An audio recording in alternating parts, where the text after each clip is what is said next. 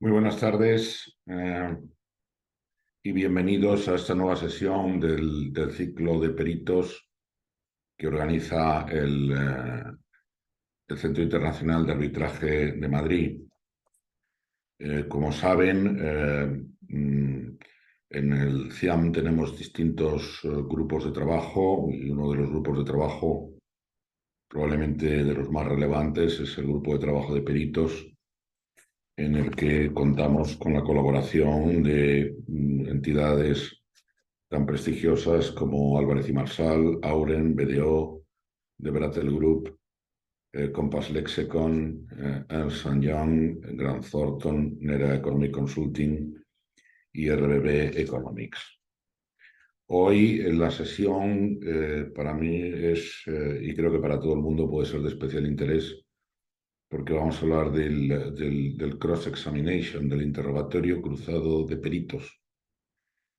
Para los abogados es sin duda uno de los roles más importantes que desempeñan en un procedimiento arbitral y, por supuesto, en la audiencia, que es cuando se lleva a cabo ese cross-examination, ese interrogatorio cruzado, y, por supuesto, para los peritos que deben, en fin, responder adecuadamente a las preguntas que les hagan los abogados. Evidentemente, los abogados de cada parte intentarán dejar, en fin, o poner en duda tanto la capacidad profesional como la metodología, como las conclusiones de los peritos presentados por la otra parte.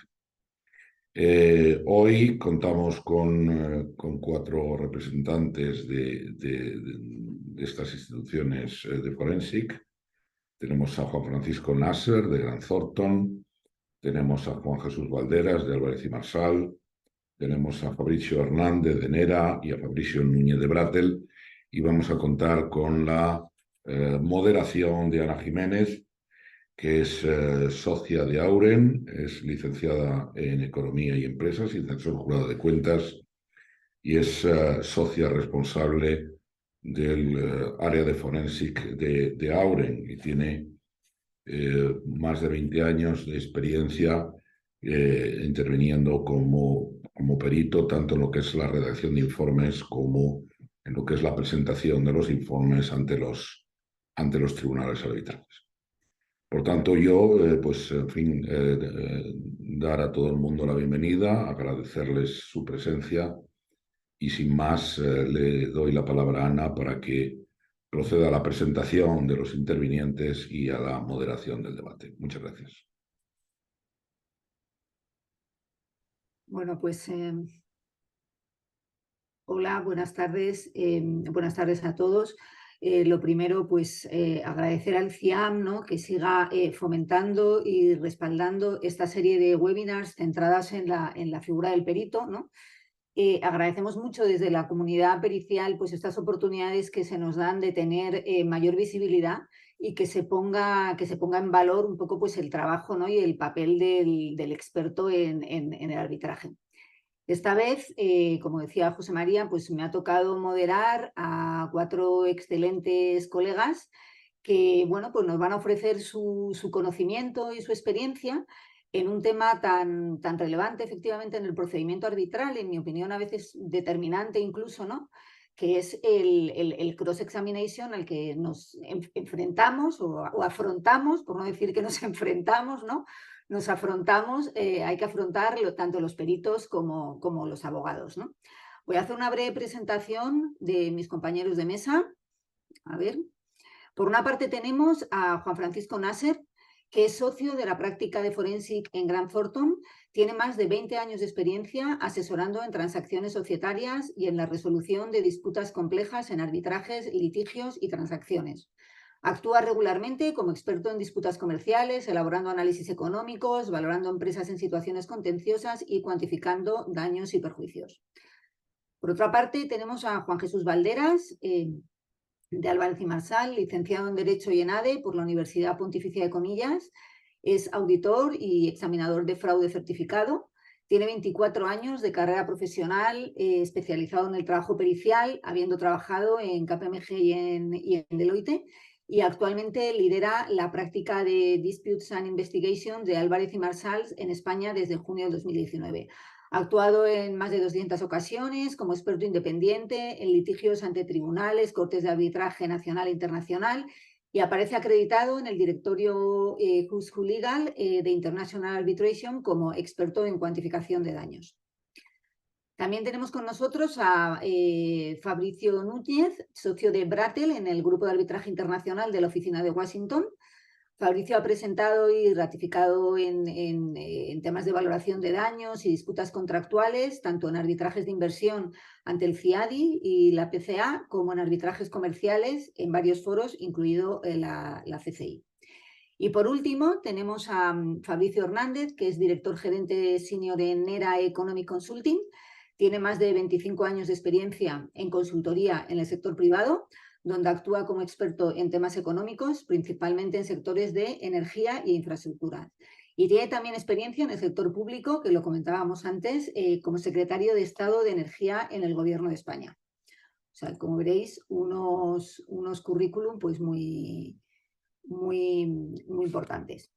Con idea de empezar y aclarando y diciendo que tenemos abierta la opción de las preguntas, ¿vale? Para que cualquiera pueda ir poniendo ahí las inquietudes que le puedan surgir y las iremos resolviendo pues a lo largo de la sesión o al final, según vayamos viendo.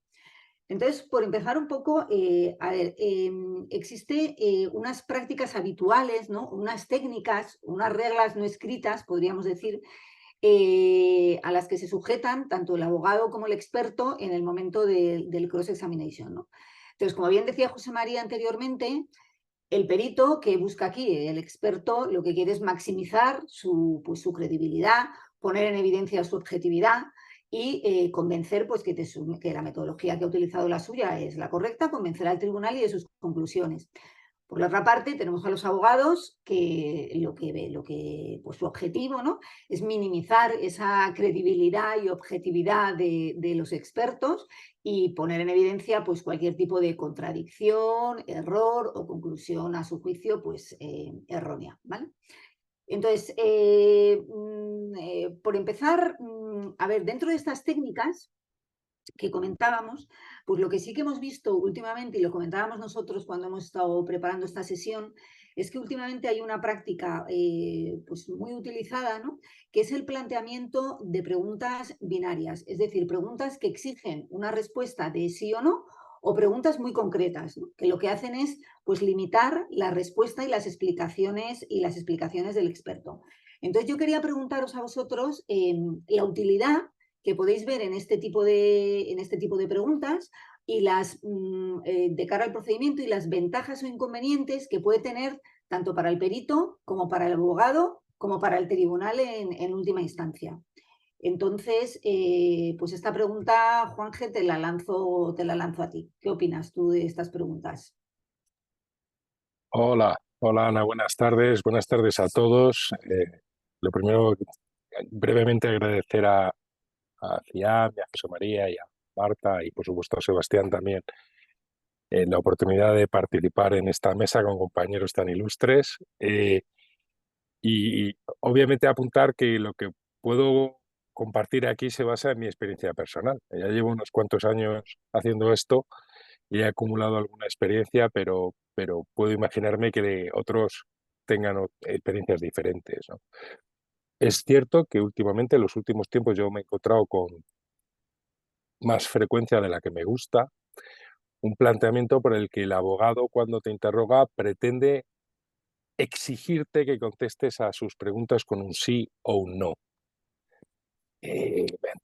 concediéndote a medias la posibilidad de explicarte después de haber dicho sí o no. Entonces, hombre, es verdad que hay ocasiones en las que hay preguntas que son muy concretas y que admiten una contestación con un sí o un no, o un correcto, o eso es correcto o eso es incorrecto, ¿no? Y cuando sea así, yo no animo a nadie a dar respuestas más prolongadas de lo que realmente sea necesario.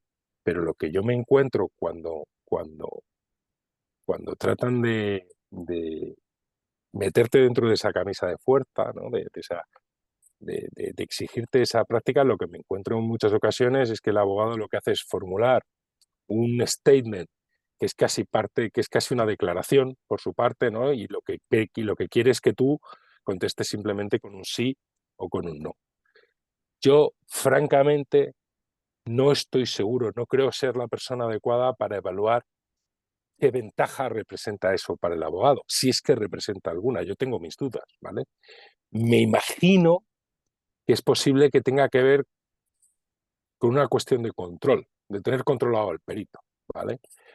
Pero yo lo que debo decir, en primer lugar, en práctica personal, y intuyo que otros muchos peritos pensarán como yo, debo decir que es una práctica, desde luego, incómoda, ¿vale? Y a lo mejor eso es lo que se busca, ¿no? Ponerte en una situación incómoda. Y yo personalmente creo que es una práctica de la que yo al menos trato de zafarme, ¿vale? Y voy a compartir aquí mi receta o mi truco, llámalo como quieras, para tratar de zafarme de esa práctica. Y es que cuando te plantean una pregunta que genuinamente no admite una contestación con un sí o con un no, lo que hay que hacer es dirigirse al tribunal, dirigirse al presidente o a la presidenta del tribunal y decirle, señoría, eso no se puede contestar con un sí o no. Y tratar de dar tu explicación. ¿Qué es lo que sucede en algunos casos? Pues que tú contestas, miren, sí, pero, y ahí vas a dar la explicación, o no, pero, y vas a dar la explicación. Y enseguida tratan de atropellarte con la siguiente pregunta, ¿no? Entonces, en ese momento, lo que hay que hacer es dirigirse al tribunal y pedir amparo. Decir, mire, señoría, necesito poder aclarar la contestación para que se entienda mi trabajo, ¿no? Mi experiencia es que en esa situación, en el momento en que te diriges al tribunal, pues ya el abogado tiene que esperar a que sea el presidente o la presidenta quien decida si puedes ampliar tu contestación o no, y que esa es una manera que normalmente es eficaz de tratar de zafarte de esa, como digo, de esa camisa de fuerza. Francamente, reconozco que esta es solo mi opinión, pero yo no creo que esa sea una práctica que sirva al interés del tribunal. O sea, yo creo que todos los profesionales que conozco compartimos un deseo casi juvenil de hacernos entender por el tribunal, de asegurarnos de que somos capaces de explicarle al tribunal nuestro trabajo y nuestras conclusiones. Y no creo que nadie tenga realmente la voluntad ni de machacar, ni de repetir, ni de enrollarse con respuestas innecesariamente largas. Entonces yo aquí lo que pienso es que reemplazar las explicaciones o las aclaraciones o pretender sustituir las aclaraciones del perito por una sucesión de sí es o no es a declaraciones del abogado, yo no creo que sirva para lograr un mayor esclarecimiento de los miembros del tribunal. Y yo ahí lo que le pido a los árbitros, francamente, es que valoren si el perito que tienen, si el perito que tienen enfrente está tratando de enrollarse o de perder el tiempo, de irse por las ramas, y en ese caso que no le den amparo, ¿vale? Pero si ven que el perito lo que está intentando es explicar su trabajo, oiga, pues amparo. Denle la oportunidad de ir más allá de un simple sí o no y de explicar lo que el perito entiende que es necesario para poder explicar su trabajo. Entonces, insisto, solo una opinión personal, pero yo creo que el abogado busca control, pero yo no creo, francamente, que es una fórmula que no contribuye a informar mejor y a explicar mejor al tribunal, a los árbitros, el contenido de nuestro trabajo. Creo que se nota que a mí no me gusta esta práctica. No sé si se ha notado. Se ha notado, ¿no? Que no nos gusta a ninguno. No sé si alguno tenéis alguna otra opinión o queréis matizar algo. A ver, por matizar algo, yo entiendo que puede ser adecuado o puede ser correcto dentro de la estrategia del abogado el intentar hacer preguntas cerradas para obtener declaraciones de hecho. Y esto podría permitir al abogado pues, obtener lo que pretende del interrogatorio del perito, ¿no? En cierta medida, pues centrarse en aquellos puntos en los que socave la credibilidad o las conclusiones del perito, o incluso obtener del perito alguna declaración que sustente su tesis. Y la forma de llegar puede ser a través de preguntas cerradas. Pero yo coincido con Juanje en que para que eso sea eficaz, en mi experiencia, y evitar interrupciones o enfrentamientos innecesarios entre los abogados y el perito, las preguntas deben ser realmente concretas.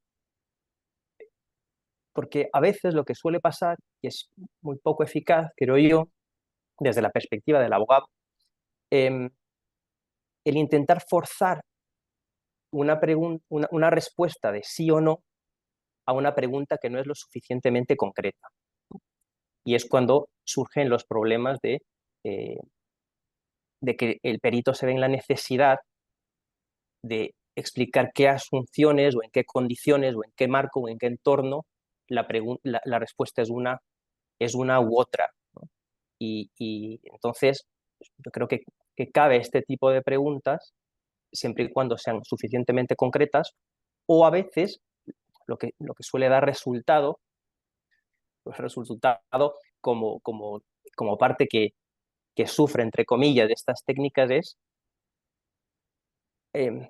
hacer una serie de preguntas previas más o menos concretas, tal que le vayan llevando al perito a una situación en la que necesariamente se vea en la capacidad de responder sí o no, pero previamente construyendo una serie de declaraciones de hecho sobre las que el perito pueda incluso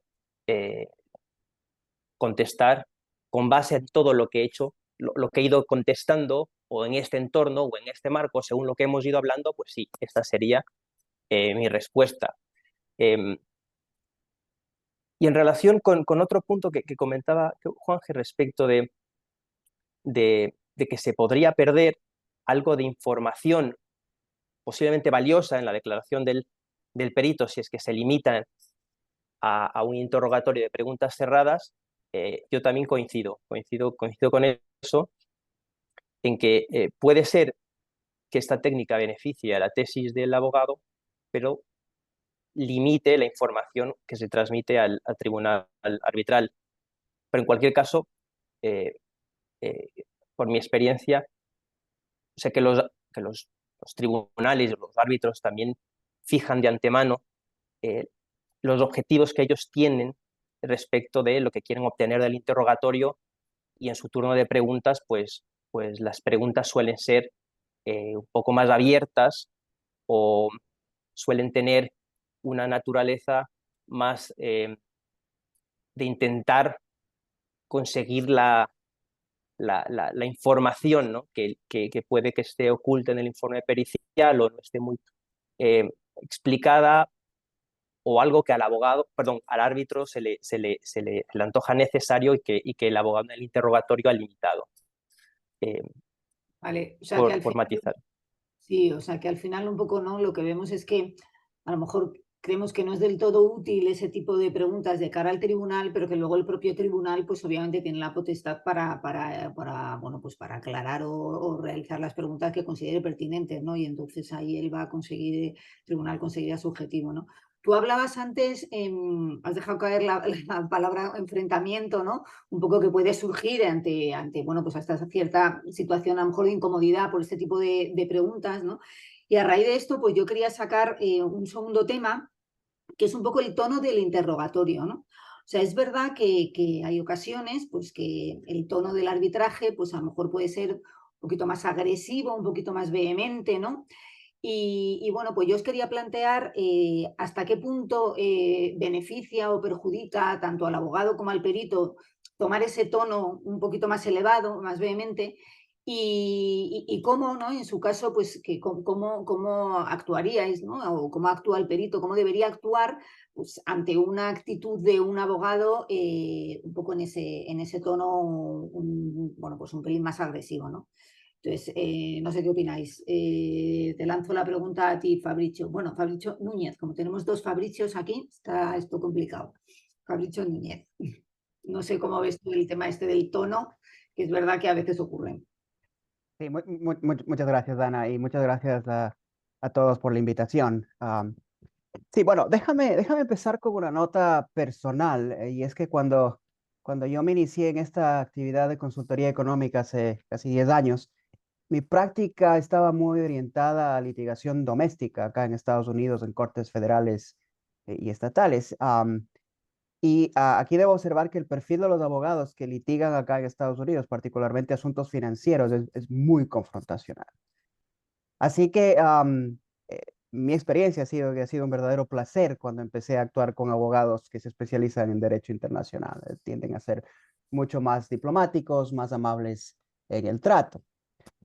Pero dicho esto, sin embargo, y obviamente he tenido más de una experiencia en la que he tenido que solventar situaciones con abogados que se han mostrado agresivos en el contrarrogatorio. Y aquí permítame hacer una distinción que de pronto es obvia, pero que me parece importante. Y lo que estamos discutiendo acá no es un tema de un contrarrogatorio que sea firme, solvente, con preguntas difíciles que nos permitan a nosotros o que nos obliguen como peritos a exponer nuestra opinión con claridad y con solvencia. Lo que estamos discutiendo es el tono del contrainterrogatorio.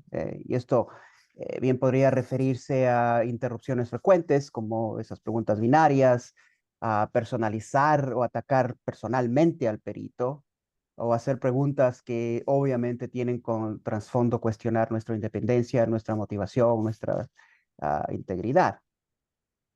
Pero mi experiencia, adoptar un tono similar, responder em, de igual manera, no es una manera eficaz de responder por razones que hemos ya discutido un poco esta mañana, que es que en rara ocasión el tribunal se va a beneficiar de una interacción de esa naturaleza. Y aquí, de nuevo, creo que conviene resaltar un punto que ya ha sido recurrente esta tarde, y es que a pesar de que nosotros somos peritos de parte, nuestra obligación es para con el tribunal. Y es con esto en mente que uno puede tratar de encontrar estrategias que sean consistentes con esta posición, de ayudar al tribunal a la hora de responder frente a un abogado o a un contrainterrogatorio que es agresivo. Lo primero es, como estrategia, a mí me gusta mantener contacto visual con el tribunal. Y esto ayuda a aplacar la tensión en la sala y personalmente a lidiar con el instinto un poco interno que uno naturalmente puede tener frente a una agresión. Em, y lo segundo es un poco antes del contrainterrogatorio, no está por demás discutir con los abogados que van a defender al perito para coordinar sobre situaciones en las que van a intervenir. En mi experiencia, obviamente el tono agresivo de la otra parte no es necesariamente una razón que los abogados tienen para intervenir. Y de hecho, mi experiencia es que los abogados saben que el tono agresivo no es particularmente útil para el caso de la otra parte, así que prefieren mantenerse al margen. Sin embargo, ha habido casos, y yo he tenido algunos, en que la actividad ha cruzado un punto en los abogados que me están defendiendo, que me van a defender, han considerado que la intervención amerita. Por cierto, ya lo hemos mencionado acá también, que el presidente del tribunal o el tribunal en general bien podría intervenir. Y creo que hemos visto eso, que cuando la agresividad de la otra parte de los abogados pasa o cruza una cierta línea, eh, los tribunales tienden a intervenir. Dicho todo esto, la pregunta es, ¿existe alguna ventaja para los abogados de usar este tono? Y creo que ya hemos un poco expuesto esto, que salvo que el objetivo sea controlar o entorpecer el procedimiento y no permitir que haya un intercambio productivo que permita al perito exponer su opinión y aclarar su opinión frente al tribunal, no veo una ventaja objetiva. Simplemente puede ser una necesidad de controlar, una necesidad de no dejar al perito exponer sus opiniones. Pero de hecho estoy muy curioso de conocer otras perspectivas que mis colegas panelistas tengan eh, eh, al respecto. No sé si alguien Yo creo que también, fíjate que también ahí puede ser un poco el tema de intentar ponerte como más nervioso, ¿no? De intentar poner al perito en una posición como de tensión, un poco a la defensiva, que pues oye, a lo mejor no estás lo tranquilo, ¿no? que deberías para contestar. No sé, ¿alguien quiere apuntar alguna cosa respecto a Sí. esto? Hola, hola Ana, hola a todos. Sí, Hola.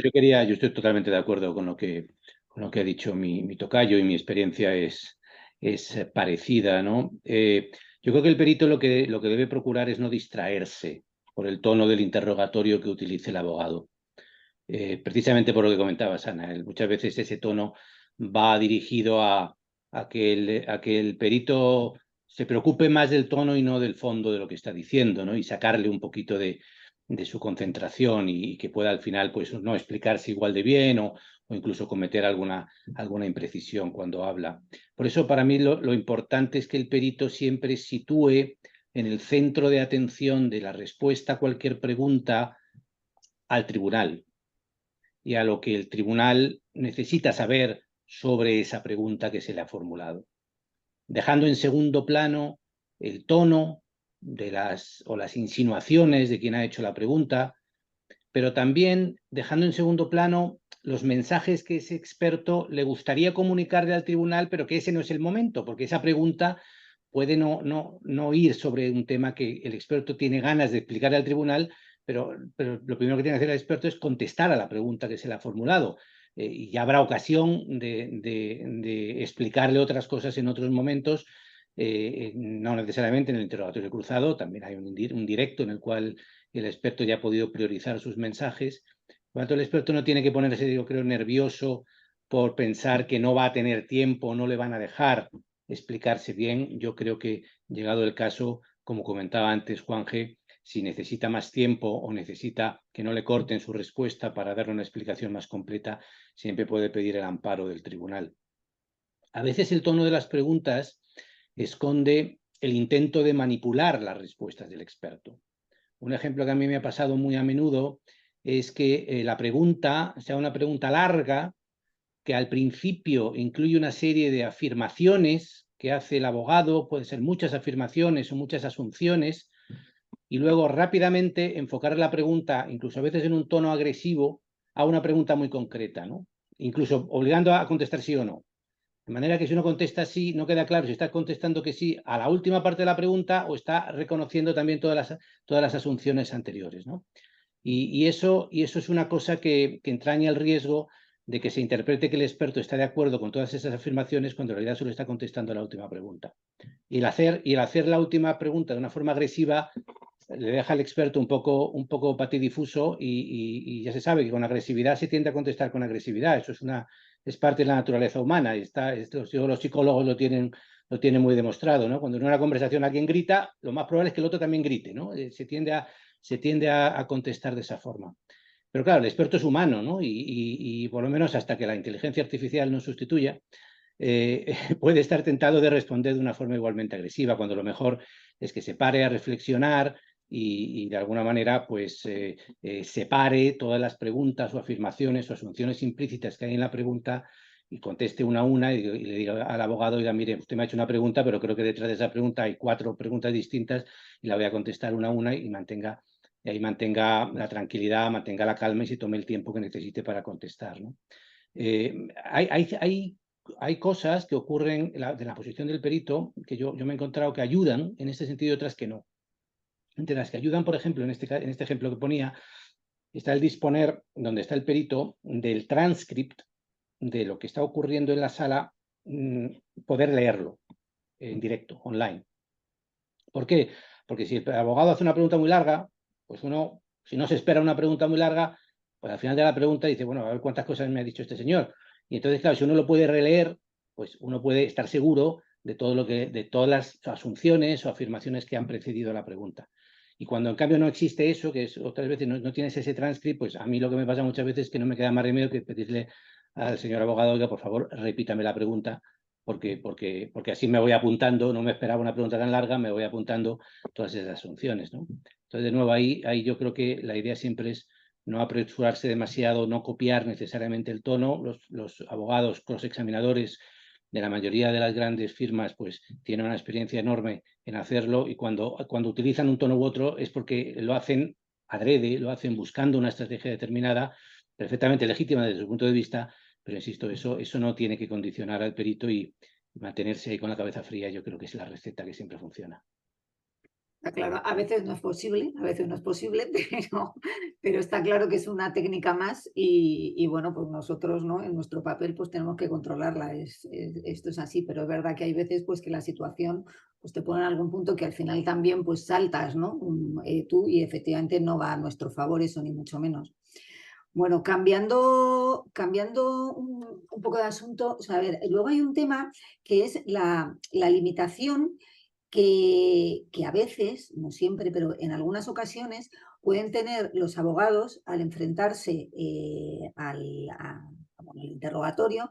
Claro, tener delante un perito técnico, que obviamente los temas suelen tener un contenido técnico alto, y el abogado tiene esa limitación, porque obviamente no controla de esa parte técnica, y entonces necesitaría, ¿no? Precisaría pues cierta asistencia técnica a la hora de formular sus preguntas y sobre todo las repreguntas, ¿no? Porque tú como abogado puedes llevar unas preguntas bien preparadas desde el punto de vista técnico, pero cuando el perito te contesta ya en un orden técnico, pues el abogado hay veces que se queda que no, pues que obviamente como no es su área de conocimiento, pues tiene una limitación. Entonces, bueno, yo creo que todos hemos visto en los arbitrajes, bueno, pues como de repente hay alguien que manda un mensaje a través del ordenador, o una nota que se cruza por la sala y demás. Entonces yo quería un poco conocer vuestra experiencia, o incluso en ocasiones a lo mejor el perito de la otra parte, incluso sentado al lado del abogado, un poco dirigiendo las preguntas. Entonces, bueno, pues quería conocer vuestra experiencia y vuestra opinión, si esto, cómo se hace, cómo puede hacerse, cómo debe hacerse, ¿no? Y qué os habéis encontrado vosotros en vuestra experiencia. Te lanzo la pregunta, Juan Francisco. Vale, gracias, Ana. A ver, es verdad todo lo que dices y estoy de acuerdo contigo y más de una ocasión me he enfrentado a ello. En particular, esto último que apuntas, en un caso, la abogada que realizaba las preguntas tenía sentado junto a ella al perito de la parte contraria, además de la legión de abogados que mientras yo declaraba o contestaba las preguntas, tecleaban en sus portátiles buscando, supongo yo, alguna incongruencia o haciendo algo que, desde luego, el impacto visual era importante.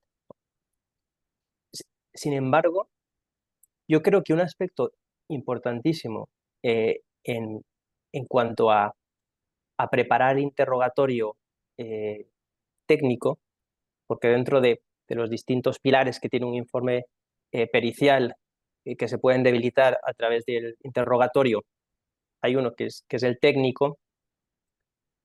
Me parece que es más efectivo si es que la preparación se realiza con suficiente tiempo y con cuidado para que el abogado o abogada que va a responder, perdón, que va a preguntar las preguntas técnicas, realmente entienda, ¿no?, al menos los aspectos fundamentales de lo que está preguntando, y que pueda comentar con el perito que ha propuesto su cliente cuáles son las posibles respuestas que le pueden dar de contrario, las posibles repreguntas.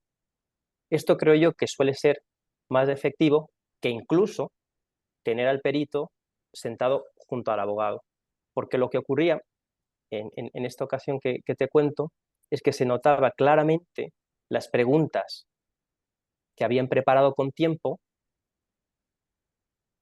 respecto de las preguntas que surgían en ese momento, eh, y que la abogada no terminaba de entender, ¿no? Entonces se producían muchas interrupciones, no fluía tanto el interrogatorio y las preguntas no salían con la eficacia que pretendían.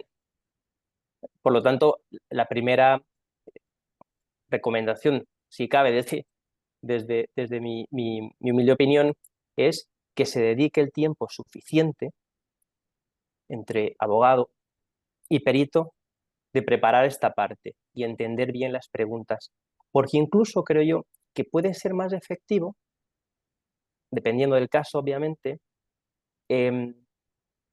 no limitar en el interrogatorio las preguntas técnicas y dejarlas para el directo del perito de la parte que ha propuesto tu propio cliente y utilizar al perito que ha propuesto tu cliente como herramienta para socavar los aspectos técnicos del informe de contrario en lugar de hacerlo en el interrogatorio. Esto depende de la dificultad técnica y depende de muchas cuestiones, pero es otro tema a evaluar. No sé qué opinión tienen mis compañeros al respecto. No sé si no tienen opinión o... Juanje, Estoy- creo que estás hablando, pero estás No, silenciado. A ver, Estaba tratando de advertir a Fabricio de que estaba en mute. Sí, sí, estaba, ahora claro que tengo estoy. opinión, pero había empezado Fabricio a hablar, así que... Déjame 2 minutos y creo que solamente quiero a estar de acuerdo en 2 áreas. Uno, que el tema de la preparación del contrainterrogatorio previo, el trabajo que va antes, es sumamente importante. Me ha tocado, lo compartí con mis colegas panelistas de la preparación, que me tocó una audiencia no hace mucho, en la que era evidente que las preguntas que me estaba haciendo el abogado se estaba enterando de las preguntas al mismo momento en que las estaba leyendo y que me las estaba haciendo. Esto no solamente que, digamos, limita la conversación, el intercambio, no coadyuva en nada, sino que afecta a la parte que el abogado está representando, porque no logra nada con eso. Por eso la preparación es importante. Me parece que en esa preparación uno de los aspectos que tiene que ser clave es, lo he escuchado mucho, los abogados siempre te dicen esto: nunca yo hago una pregunta a la que no sé la respuesta. Utiliza eso, utiliza eso como perito para enfocar las áreas en las que ellos pueden hacer preguntas, en que los abogados puedan hacer las preguntas. Es decir, tienes que saber la respuesta, tanto como podrías saber la respuesta o al nivel de que podrías saber una respuesta a un tema legal, a un tema técnico. Y si no te sientes cómodo haciendo esa pregunta, no lo hagas, porque va a resultar en un problema. Estoy de acuerdo también con Juan Francisco que y lo he usado esa estrategia en cuando hay asuntos técnicos que requieren, resultan muy complejos y que los abogados no tienen tiempo o experiencia para solventar, que puedes utilizar al perito de tu parte para exponer estos temas, utilizarnos a nosotros a fin de esclarecer este tipo de temas y de refutar las opiniones del otro directamente durante la audiencia, en lugar en los informes. Esas eran mis 2 observaciones. muy bien, pues...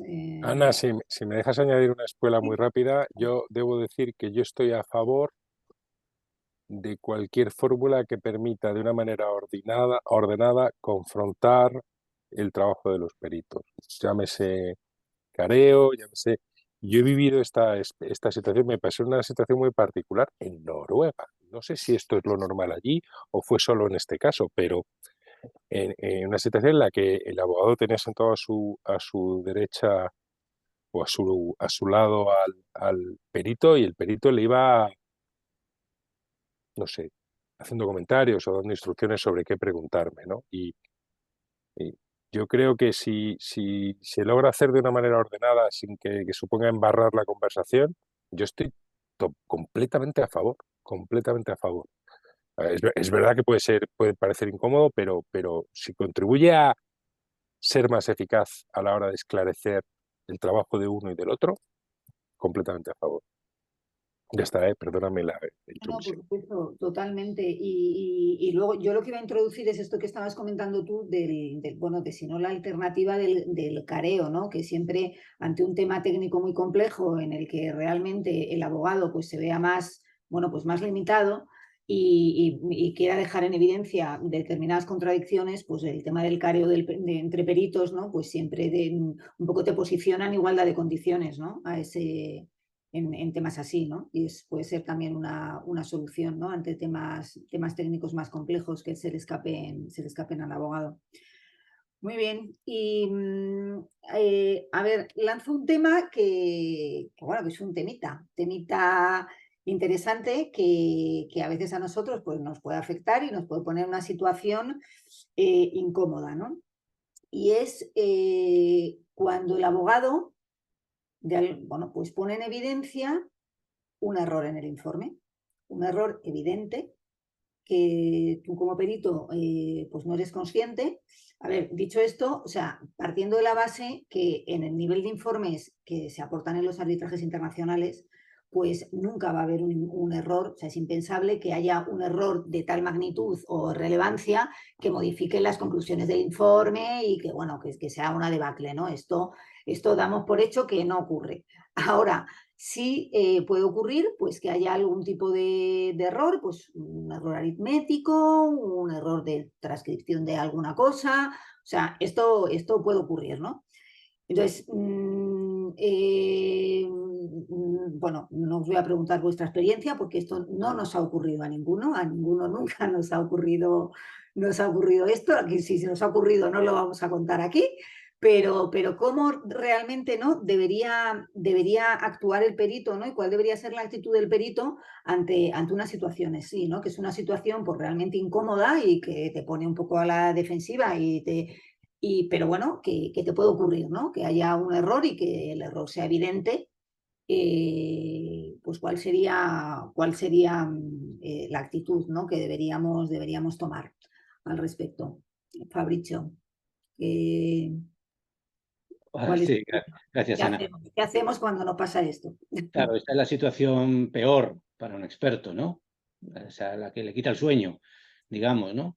También es verdad que, como decías tú, que es verdad que un error, digamos, garrafal es poco probable, ¿no? Porque los informes han sido muy detallados, muy revisados, no solamente por el experto, por el equipo del experto, por los abogados, por las partes.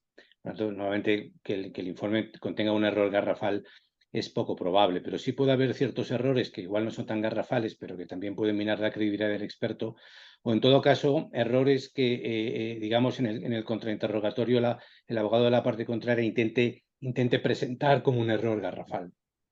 Entonces, yo creo que aquí la respuesta del experto tiene que ser un poco la misma que en otras partes del interrogatorio, como hemos comentado antes, que es ayudar al tribunal. Es decir, en este caso, ayudar al tribunal a entender las implicaciones de ese error, el contexto, el alcance y las implicaciones que tiene. Claro, como decías tú, Ana, no es lo mismo un error numérico en un número clave del informe que una afirmación desafortunada por ser demasiado genérica o incorrecta o no estar suficientemente matizada. Claro, en función de lo que estamos hablando de error, la respuesta puede ser distinta. Pero para mí el primer mantra del experto es, primero, no negar lo evidente. Es decir, se debe entender y aceptar el error, si es un error claro. Negarlo solo sirve para destruir la credibilidad del experto. El abogado seguramente será capaz de tirar del hilo de ese error para sembrar más dudas sobre toda la opinión del experto. Y quizás el error está circunscrito a un ámbito muy concreto de su informe y no tiene implicaciones que van más allá, ¿no? Pero el abogado va a intentar magnificarlo. Y por eso yo creo que lo primero que hay que hacer es no evitar no negarlo, sino intentar entender cuál es el alcance de ese error, ¿no? Y eso yo creo que el experto lo tiene que intentar hacer lo antes posible. Es decir, la mayor rapidez posible, entender cuáles son las implicaciones del error sobre sus conclusiones y, en el fondo, eso es exactamente lo que los miembros del tribunal van a querer. El tribunal, si está delante de un experto que dice, oiga, su informe, bueno, señor experto, su informe efectivamente contiene este error, pero ¿esto modifica sus conclusiones o no? Eso es lo que va a querer saber el tribunal. Y eso es lo que el experto tiene que cambiar su cabeza de alguna forma y olvidarse del mal trago que le puede suponer tener que reconocer ese error y pensar simplemente en decir, bueno, voy a intentar aclarar qué es lo que implica este error, ¿no? Y esta es una pregunta muy difícil de plantearse para el experto, incluso desde un punto de vista psicológico. ¿Por qué? Porque, bueno, porque el experto probablemente lleva ya un buen rato en la vista explicando, con la mente puesta en explicar su informe, sus conclusiones y sus explicaciones de por qué llega a esas conclusiones, bajo el supuesto de que sus análisis y sus conclusiones son todas exactas y todas correctas. Entonces, de repente, tiene que cambiar el foco y darse cuenta que igual algunas de sus conclusiones o algunos de sus análisis no son del todo correctos y poner el foco en entender cuáles son las implicaciones de ese posible error, ¿no? Y eso es una cuestión que es difícil de hacer por parte del experto. Así que lo importante, insisto, es averiguar cuáles son las implicaciones del error y de forma muy genérica hay 3 posibles implicaciones relevantes. Una, el error no tiene implicaciones sobre las conclusiones. 2, el error obliga a matizar las conclusiones. Por ejemplo, las conclusiones son válidas en ciertas circunstancias y quizás en otras no. Y ahí se puede discutir sobre la relevancia de esas otras situaciones. O 3, realmente el error es garrafal y modifica las conclusiones, ¿no?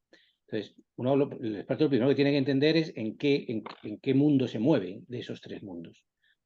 Y tiene que mantenerse, digamos, tranquilo y poner su compromiso de integridad y de honestidad por encima de todo. No tiene que apresurarse a dar una respuesta, puede necesitar consultar algún documento, puede necesitar consultar sus propios cálculos para poder dar una respuesta exacta sobre cuáles son las implicaciones del error, y para eso puede que necesite solicitar tiempo al tribunal. Yo también necesito un receso de 15 minutos para consultar mis cálculos y poder dar una respuesta correcta. Y en la medida en que el foco del experto esté puesto en el mismo que es el tribunal, que es entender las implicaciones del error, lo más probable es que el tribunal acepte su petición y por tanto le dé ese tiempo, ¿no? Por tanto, buscar una respuesta apresurada no es una buena opción. No es una buena opción, hay que mantener la sintonía con aclarar lo que se ha dicho y a ser posible hacerlo de una forma lo más clara y breve posible, sin buscar refugio en condiciones, en hipótesis o en cualificaciones que no sean necesarias, ¿no? Para intentar de alguna forma no dejar claro cuáles son esas circunstancias en las que el error puede ser importante. Yo creo que ahí el experto que ya tiene que desnudarse de partida, en ese caso tiene que desnudarse doblemente y reconocer que va a ponerse a disposición del tribunal para entender las consecuencias del error. Entonces, para mí eso es realmente la manera de hacerlo. Es difícil, repito, el abogado seguramente habrá magnificado el error o habrá escenificado poner de manifiesto ese error de una forma bastante plateal y eso puede condicionar un poco, digamos, cómo el tribunal o cómo el resto de la sala interprete las explicaciones del experto. Pero, insisto, el experto tiene que ir a lo suyo, tiene que ir a entender el error dentro de su contexto y explicar qué es lo que ocurre una vez que ha reconocido ese error y no buscar perder el tiempo de otra manera, porque eso no es de utilidad para nadie. Muy bien. No sé si alguno queréis comentar algo, Juanje. Pues yo, si te parece bien, bueno, lo primero, sobra decirlo, pero si eres consciente de que hay un error en tu informe, no sé, y te has dado cuenta el día de antes mientras estás preparando la ratificación, mi recomendación, y aquí voy a citar a mi madre, más vale una vez colorado que ciento amarillo, ¿no? Más vale ir de frente y decirlo el mismo momento en que ratificas. Sí, ratifico mi informe, pero he detectado este error y este es el impacto. Pero también hay que decir, y ya de algún modo lo ha apuntado Fabrizio hace un momento, que tienes que estar seguro de que se trata verdaderamente de un error. Si estás seguro de que se trata de un error, tienes que ir de frente. Y tienes que tratar de darle al tribunal una indicación de cuál puede ser el impacto de ese error. Y me parece una idea excelente esa que apunta Fabrizio de decirle al tribunal, mire, si efectivamente esto que me están planteando es un error, necesito un momento para, uno, asegurarme de que de verdad se trata de un error, dos, entender cuál es el impacto sobre las conclusiones que se presentan en mi informe. La verdad es que no he visto nunca esa situación, pero a mí me parece que el sentido común debería dictar que en una situación así el tribunal debería darte esos 10, 15 minutos, ¿vale? Francamente. Pero es verdad, cuidado, que hay ocasiones en las que te pueden tratar de meter en alguna situación en la que te hagan pensar que hay un error en tu informe cuando en realidad no lo hay. Entonces, yo diría, cuidado, si estás seguro de que es un error, hay que ir de frente con ello, pero si no estás seguro, o pides esos 10 minutos o dices, mire, oiga, así sobre la marcha me están presentando esto como un error, yo tendría que poder evaluar y analizar esto para ver si efectivamente se trata de un error o no, y en su caso, qué consecuencias tiene. Porque, ojo, que es que puede ser una trampa, ¿de acuerdo? Y puede ser que realmente no se produzca ese error o no. O sea, no exista realmente ese error. Y en todo caso, si hay un error y eres consciente de ello y lo has visto, ir inmediatamente a continuación cuál sería el impacto sobre las conclusiones del trabajo. Si es que no las hay, que puede ocurrir, o si hay un impacto en tu cuantificación, pues tratar de darle al tribunal una valoración de cuál es el impacto y cómo quedaría tu cuantificación después de considerar el efecto del error. Esos serían mis comentarios ante esa situación de pesadilla que nadie quiere que le pase. Totalmente. Bueno, pues teníamos por ahí alguna preguntilla más, pero yo creo que con la hora que es, pues yo creo que ya no procede que entremos en más temas. Yo, a ver, yo querría, ¿no?, de decir que por suerte y por desgracia, no sé si por suerte o por desgracia o por ambas cosas, pues es verdad que en los arbitrajes internacionales, pues el abogado que te encuentras delante siempre es un magnífico profesional que maneja el cross estupendísimamente y que nos ponen en situaciones, oye, pues complicadas. Y bueno, y que ahí está nuestra labor, ¿no?, también de ser capaces de salir de esas situaciones. Yo creo que de lo que se ha hablado destacaría básicamente un par de cosas, o tres cosas a lo mejor, ¿no? Que el primer tema yo creo es que que el cross examination sea más o menos fácil para el perito, más o menos complicado para el abogado, ¿vale? Pues obviamente se basa en que el informe sea más o menos sólido, tenga más o menos limitaciones, porque en el momento que el informe es lo suficientemente contundente y tiene muy pocas limitaciones o muy pocas debilidades, que hay veces que tiene limitaciones porque las tiene per se, porque no hay documentación accesible, bueno, pues no se ha podido ¿no?, hacer todo lo perfecto que nos hubiera gustado. Y bueno, pues en ese caso, pues obviamente el cross se complica para el perito y va más a favor del abogado, ¿no? Entonces yo creo que un buen cross, hablando desde el punto de vista del perito, se basa en un buen informe. Luego otro tema que también hemos destacado importante, que habéis dicho en 2 o 3 ocasiones, que es, creo que lo comentaba Juan Francisco, que es lo importante de la buena preparación, ¿no? O sea, es un acto muy importante dentro del procedimiento arbitral, muy relevante y a veces incluso determinante y bueno, pues tiene que ir muy bien preparado por ambas partes, tanto por parte del abogado como por parte del perito. Y luego destacaría como último mensaje, que creo que es súper importante, que también lo habéis dicho, creo que lo ha comentado Juanje, que es que realmente, bueno, lo habéis comentado todos, yo creo, de una manera u otra, que realmente nuestra labor es asistir al tribunal. Entonces, eso no lo podemos perder nunca de vista, ¿no? Nosotros lo que queremos es dar luz al tribunal, que se entienda realmente cuál es esa cuestión técnica controvertida sobre la que se tienen que pronunciar, ¿no? Entonces, nosotros vamos a estar como expertos, como peritos, siempre a disposición y acatando cualquier tipo nos va a parecer fenomenal, cualquier tipo de instrucción, procedimiento, mecanismo que lleve a eso, ¿no? A dar luz al tribunal y que realmente lo entienda. Y yo creo que esos son los mensajes que más podríamos destacar. No sé si alguno quiere hacer alguna frase de colofón. Nos quedan 5 minutos. Respecto a preguntas, no tenemos preguntas como tal. Tenemos un comentario de alguien cuando hemos hablado sobre bueno, sobre las preguntas binarias o las preguntas un poco que limitan la respuesta al perito y demás, pues efectivamente un perito que pone aquí en evidencia pues que también se encontró en la situación, ¿no?, de tener que un poco pedir ese amparo porque la pregunta del letrado llevaba implícita la respuesta que quería el propio letrado, ¿no?, que es un poco lo que decíamos antes, esas preguntas dirigidas que parece que quieren, que es para soportar la tesis del propio abogado. Entonces, bueno, no sé si alguno quiere hacer algún mensaje así final. Si Yo no, solamente ese comentario señalar que yo creo que en general hay que evitar entrar en confrontación con el abogado. Esto tiene que ver también con lo que hablábamos antes del tono. Cuando tú te metes en una discusión con el abogado, no gana nadie. Desde luego no gana el tribunal y tú tampoco ganas en credibilidad. Ganas credibilidad manteniéndote en calma y hablándole al presidente del tribunal. Lo que somos humanos y a veces te pueden calentar, pero la mejor estrategia es esa. bueno, pues nada, muchísimas gracias a los cuatro y a todo el mundo que nos está escuchando. Yo creo que ha sido de utilidad y bueno, aquí hemos puesto sobre la mesa a lo mejor alguna pista y alguna cosa que no deberíamos haber puesto, pero esperamos haber ayudado y por lo menos que hayáis pasado un rato entretenido. Dejo paso la palabra a José María. Muchas gracias. Pues muchas gracias, Ana, muchas gracias a todos.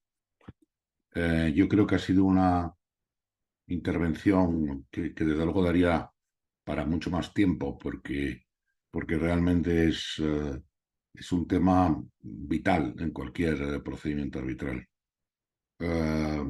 Como árbitro, fundamentalmente, que es a lo que me dedico últimamente, pues estoy de acuerdo en lo que se ha dicho. Yo creo que las preguntas binarias no ayudan nada al tribunal, nada. Y por tanto, lo que quieres es enterarte, ¿no? Y todo aquello que suponga el cortar la capacidad de explicación del perito es malo. Creo también que el tono agresivo, muy típico, mucho más de los abogados norteamericanos, y eso, pues, Fabricio Núñez lo vivirá con más cercanía, tampoco a mí me resulta convincente, porque lo que produce es la reacción del abogado contrario, y todo eso se convierte al final en una especie de pelea de gallos, que está todo el rato obligando al presidente del tribunal a intervenir, y vas perdiendo el hilo. Si es que al final aquí de lo que se trata no es de parecer el más listo, el más agresivo. Muchas veces yo lo he dicho, hablamos o escribimos pensando en el cliente más que en el que te tiene que juzgar. Y si tienen ahí al cliente, pues muchas veces hay la sensación de, bueno, voy a parecer aquí, en fin, un señor durísimo. Y bueno, pues eso quedarás muy bien con el cliente, pero al tribunal no le haces ningún favor. Por tanto, yo creo que se puede ser firme, se puede ser duro.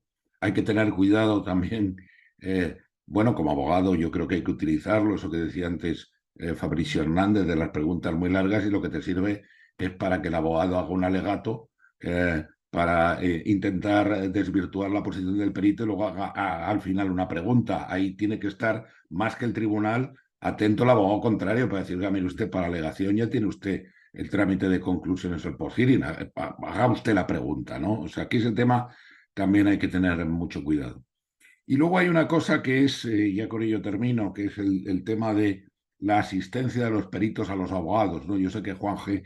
en eso es muy, muy partidario, ¿no? Es verdad que muchas veces los abogados nos encontramos o se encuentran en una situación que no saben cómo contestar o cómo contrainterrogar ante una respuesta del perito, porque evidentemente los peritos tienen una formación infinitamente superior que los abogados en la materia, ¿no?